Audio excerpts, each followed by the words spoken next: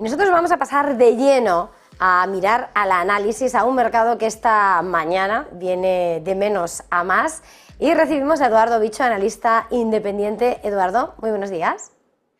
Muy buenos días, Eva. Bueno, lo primero, minuto y resultado, como estás viendo la sesión.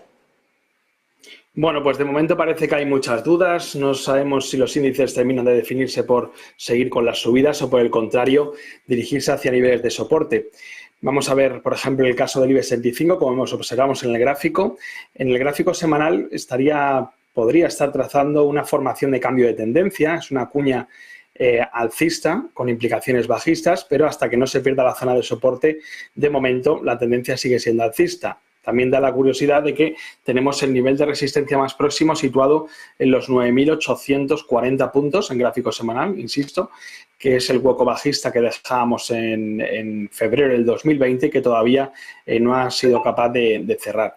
Si nos fijamos en otros índices europeos, como el DAX y el Eurostoxx 50, observamos cómo hay una peculiaridad, y es que en ambos casos la principal resistencia es la media de 60 sesiones y el soporte es la media de 200 sesiones. Por lo tanto, niveles a vigilar. En el caso del DAX Etra, que no pierda bajo ningún concepto la zona de los 15.500 puntos, y en el caso del Eurostoxx 50, que la estructura, como hemos comentado anteriormente, es muy similar, se situaría en el entorno de los 4.230 puntos. Así que con muchísima cautela, porque creo que todas las noticias que llegan desde el punto de vista macro y de los distintos mensajes que vemos por parte de Christine Lagarde no invitan al optimismo, y eso pues nos hace ser bastante cautos y ajustar los stop loss para no llevarnos ninguna sorpresa desagradable.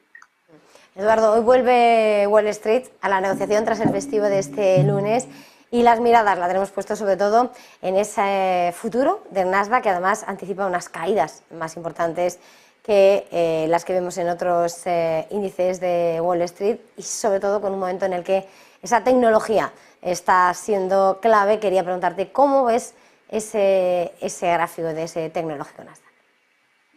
Bueno, como llevamos comentando semanas atrás, creo que las valoraciones que empezamos a ver en muchos de estos valores tecnológicos empiezan a ser algo fuera de lo normal. Están bastante sobrevalorado el sector en general, y con la inteligencia artificial creo que también ha provocado ese efecto contagio en el que hemos visto cómo la valoración de muchos activos pues se ha inflado de forma artificial.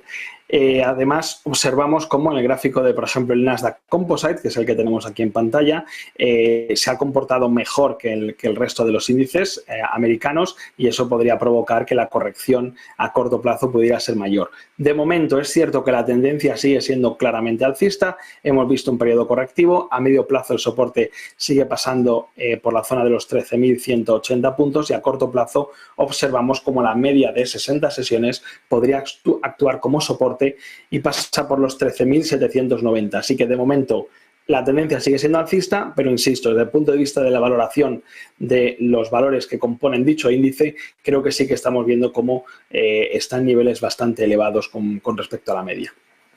Más allá de estos índices, hoy querría también poner la mirada en un sector en concreto. Además, está siendo uno de los grandes protagonistas por el lado de Europa, en el que estamos viendo compresión. Es verdad que ha sido una jornada de mayoría de caídas, pero con un sector del lujo que ha sufrido bastante. Lo tenemos con caídas del 2% en Kering, o sobre todo en Louis Vuitton del 1%, además siempre muy afectados con todas las referencias que llegan de China.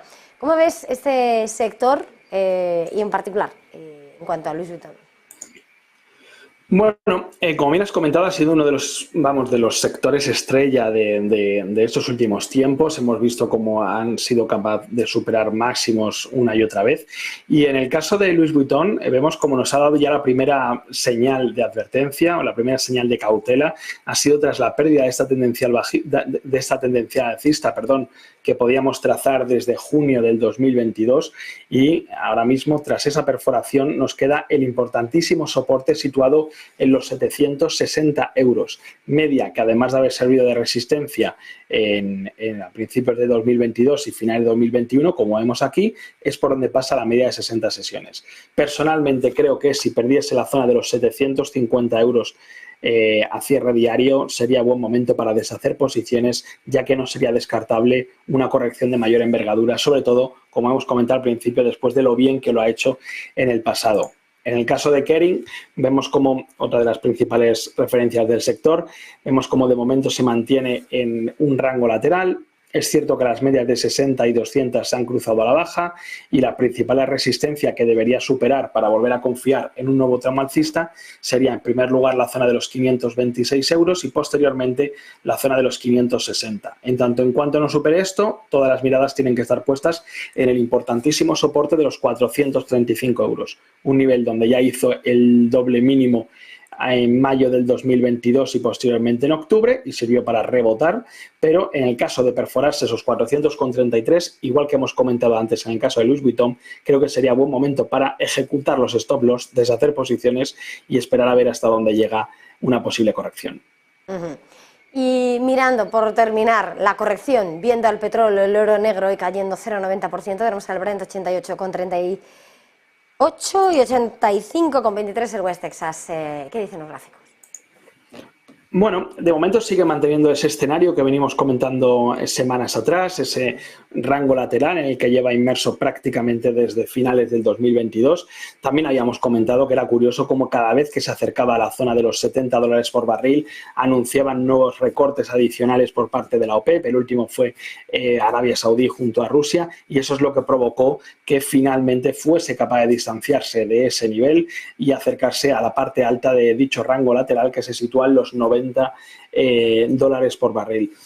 Todo apunta a que podríamos permanecer en este rango, se podría ir un poco hasta niveles de 94, 95 dólares, pero creo que la idea es que se mantenga en un nuevo rango lateral entre los 80 y los 90 dólares. Hay que recordar también que ya el FMI apuntaba a que el precio que necesitaba Arabia para mantener un equilibrio en sus presupuestos estaba en torno a los 80, 81 dólares. Creo que ese ha sido el objetivo principal de todos los últimos acuerdos y por lo tanto confío en que pueda mantenerse en este rango lateral durante los próximos meses. Pues con ese diagnóstico, con ese vaticinio vamos a terminar. Muchísimas gracias, Eduardo Bicho, analista independiente. Gracias, feliz jornada, feliz negocio. Igualmente, muchísimas gracias a vosotros.